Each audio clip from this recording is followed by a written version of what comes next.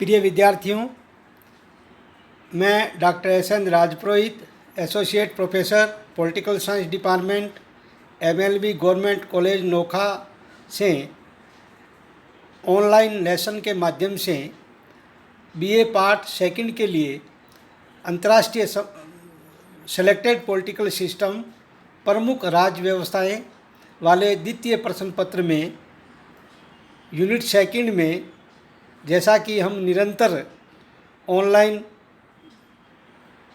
Video बनाकर आपको प्रेषित कर रहे हैं, उसी क्रम में आज हम अमेरिका के संविधान में एक महत्वपूर्ण अध्याय अमेरिका की सीनेट के बारे में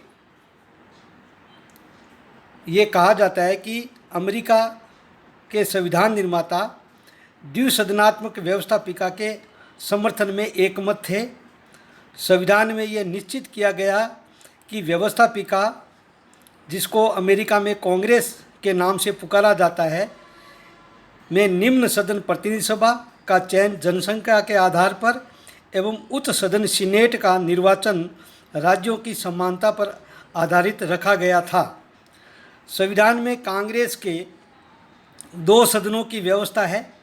प्रथम निम्न सदन, जिसे प्रतिनिधि सभा कहा जाता है, एवं द्वितीय उच्च सदन, जिसे सीनेट के नाम से पुकारा जाता है। संविधान के अनुच्छेद 1 में स्पष्ट लिखा गया है कि व्यवस्थापन की शक्ति संयुक्त राज्य की एक कांग्रेस में नीत होगी, जिसका निर्माण सीनेट व प्रतिनिधि सभा से मिलकर होगा। सीनेट क्या है?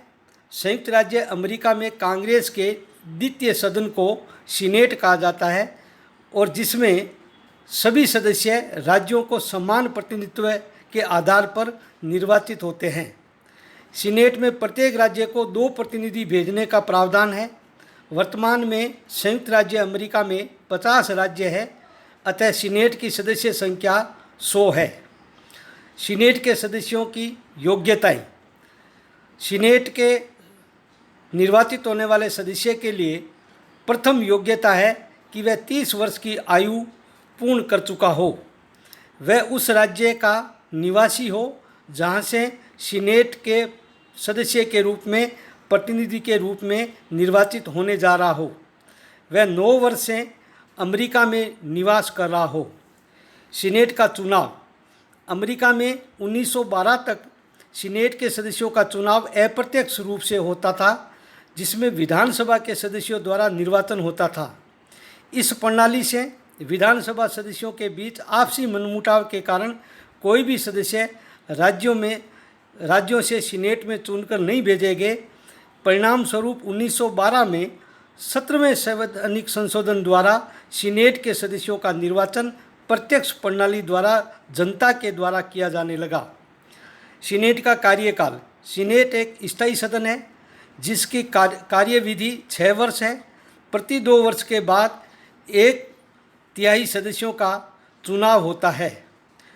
गणपूर्ति। गणपूर्ति का तात्पर्य यह है कि सीनेट की बैठक के लिए उपस्थित सदस्यों का बहुमत आवश्यक है। सीनेट का अधिवेशन। सीनेट का अधिवेशन प्रतिनिधि सभा के साथ ही 3 जनवरी से प्रारंभ होता है और अधिवेशन जब तक चलता है तब तक दोनों सदन अधिवेशन के लिए स्थगन आदेश जारी नहीं करते हैं। युद्ध और संकट के समय राष्ट्रपति दोनों सदनों का विशेष अधिवेशन या संयुक्त अधिवेशन भी बुला सकता है। सीनेट के पदाधिकारी। यूएसए में सीनेट का पदेन सभापति उपराष्ट्रपति होता है तथा सीनेट का एक सामयिक अध्यक्ष भी होता है। इसके अलावा बहुमत दल का नेता, दल सचेतक, सचिव और लिपिक इत्यादि कार्मिक होते हैं। सीनेट की कार्रवाई में एक इम्पोर्टेंट शब्द है फिलिबस्टर। फिलिबस्टर का तात्पर्य यह है कि सीनेट के सदस्यों को अबाध भाषण देने की पूर्ण शक्ति है। मूल रूप से यह व्यवस्था इसलिए की गई थी कि सीनेट के सदस्य विधेयकों पर विस्तार से विचार विमर्श कर सके, इसलिए उनको एक ये अबाध भाषण देने की या विचार प्रकट करने की स्वतंत्रता दी गई थी, जिसे फिलिबस्टर के नाम से पुकारा जाता है। लेकिन वर्तमान में इस व्यवस्था का दुरुपयोग किया जाता है, इसलिए इसकी आलोचना भी की जाती है। अब हम सीनेट की शक्तियाँ एवं कार्यों के बारे में आपको जानकारी प्रदान करेंगे। अमेरिकी संविधान निर्माता एक सीमित शासन की स्थापना करना चाहते थे और इस बात के लिए प्रयत्नशील थे कि शासन का कोई अंग शक्तिशाली होकर नागरिकों की स्वतंत्रता को आघात नहीं पहुंचा सके।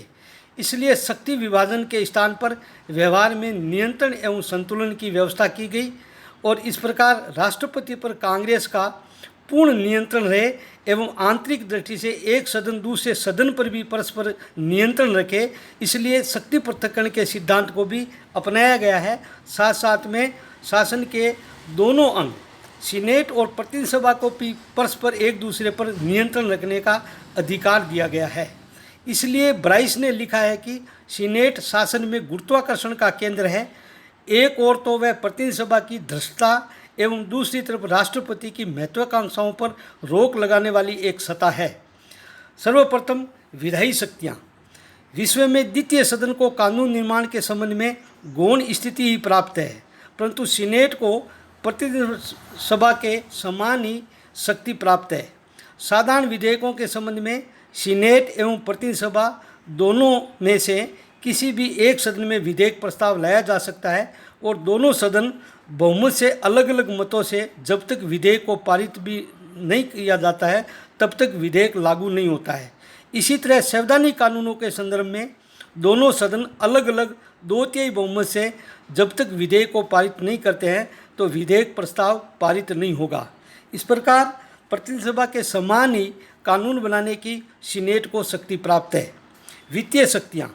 वित्तीय विधेयक का जहाँ तक प्रस्तुतिकरण का संबंध है, बजट ब्यूरो द्वारा वित्त विधेयक प्रतिनिधि सभा के समक्ष ही प्रस्तुत किया जाता है, परंतु वित्त विधेयक तभी स्वीकृत होगा जब दोनों सदन स्वीकृति प्रदान कर दे। सीनेट को वित्त विधेयक के संबंध में पूर्ण अधिकार प्राप्त है। वह विधेयक के संबंध में पूर्ण अधिकार प्राप्त है और वह विधेयक में संशोधन एवं परिवर्तन भी कर सकती है, जबकि ब्रिटेन की राज्यसभा वित्त विधेयक को 1 माह तक और भारत की राज्यसभा 14 दिन तक ही वित्त विधेयक को रोक सकती है, जबकि अमेरिका की सीनेट जब तक वित्त विधेयक को पारित नहीं करती है तब तक वह बजट का रूप धारण नहीं करेगा। कार्यपालिका शक्तियाँ।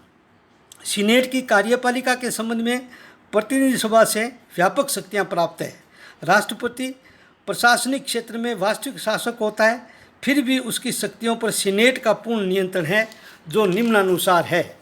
प्रथम शक्ति नियुक्तियों के पुष्टिकरण के संबंध में प्राप्त है। राष्ट्रपति द्वारा राजदूतों, मंत्रिमंडल के सदस्यों, सर्वोच्च न्यायालय के न्यायाधीशों एवं सेना के सर्वोच्च सेनापतियों की जब नियुक्ति करता है, इस संदर्भ में सीनेट द्वारा बहुमत से पुष्टि आवश्यक है। दूसरी, नियुक्तियों के संदर्भ में भी सीनेट की शिष्टता के कारण राष्ट्रपति जिस राज्य में नियुक्ति करता है तो सामान्यतया उस राज्य के वरिष्ठ सीनेटर से परामर्श कर लेता है। द्वितीय शक्ति नियुक्तियों के अलावा संधियों एवं समझौतों को लेकर भी है, जिसमें राष्ट्रपति परराष्ट्रों से संबंधित संधियां उस समय तक मान्य नहीं होगी जब तक सीनेट 2/3 बहुमत से स्वीकार नहीं कर दे। सीनेट ने इस शक्ति का मुस्तैदी से प्रयोग किया है। 1919 में वर्साई की संधि की पुष्टि नहीं करके राष्ट्रपति वुड्रो विल्सन को स्वीकृति प्रदान नहीं की और इसलिए ही अमेरिका का राष्ट्रपति एवं वुड्रो विल्सन, जो राष्ट्रसंघ का जनक था, स्वयं राष्ट्रसंघ का सदस्य नहीं बन पाया। जॉन डे के अनुसार सीनेट में आने वाली संधि अखाड़े में जाने वाले सांड के समान है। यह नहीं कहा जा सकता है कि उस पर प्रहार किस प्रकार व कब होगा, परंतु यह निश्चित है कि वह अखाड़े से जीवित बाहर नहीं जाएगा। जांच शक्ति या अन्वेषण की शक्ति। सीनेट ने इस शक्ति के आधार पर प्रशासनिक विभागों की जांच करने की भी शक्ति प्राप्त है। वाटरगेट कांड के सत्यों को प्रकाश में लाने का कार्य सीनेट जेम्स इरविन की अध्यक्षता में सीनेट ने किया था। इस प्रकार शक्ति पृथक्करण होते हुए भी संविधान व्यवस्था में प्रशासनिक भ्रष्टाचार को प्रकाश में लाने का एक उत्तम साधन है। न्यायिक शक्तियाँ। सीनेट की न्यायिक शक्तियों के प्रमुख शक्ति राष्ट्रपति के विरुद्ध महाभियोग की प्रक्रिया है। अमेरिका में राष्ट्रपति, उपराष्ट्रपति और न्यायाधीशों के विरुद्ध भ्रष्टाचार में लिप्त होने या गंभीर आरोप होने पर प्रतिनिधि सभा में प्रस्ताव पारित होता है और सीनेट उसकी सुनवाई करती है। उस समय सीनेट न्याय का कार्य करती है। ब्राइस ने इसे कांग्रेस के शस्त्रागार का भारी शस्त्र कहा है। अन्य शक्तियाँ, यदि उपराष्ट्रपति के चुनाव में उपराष्ट्रपति पद के उम्मीदवारों को बराबर मत प्राप्त हो जाता है तो उपराष्ट्रपति का चुनाव सीनेट करती है। इसके अतिरिक्त राष्ट्रपति एवं उपराष्ट्रपति की मतगणना भी सीनेट के समक्ष की जाती है। इस प्रकार निष्कर्ष के तौर पर यही कहा जा सकता है कि यदि विश्व के अन्य देशों की व्यवस्थापिकाओं के द्वितीय सदनों से सीनेट की तुलना की जाए तो इसे विश्व का शक्तिशाली द्वितीय सदन कहा जा सकता है। धन्यवाद। जय हिंद।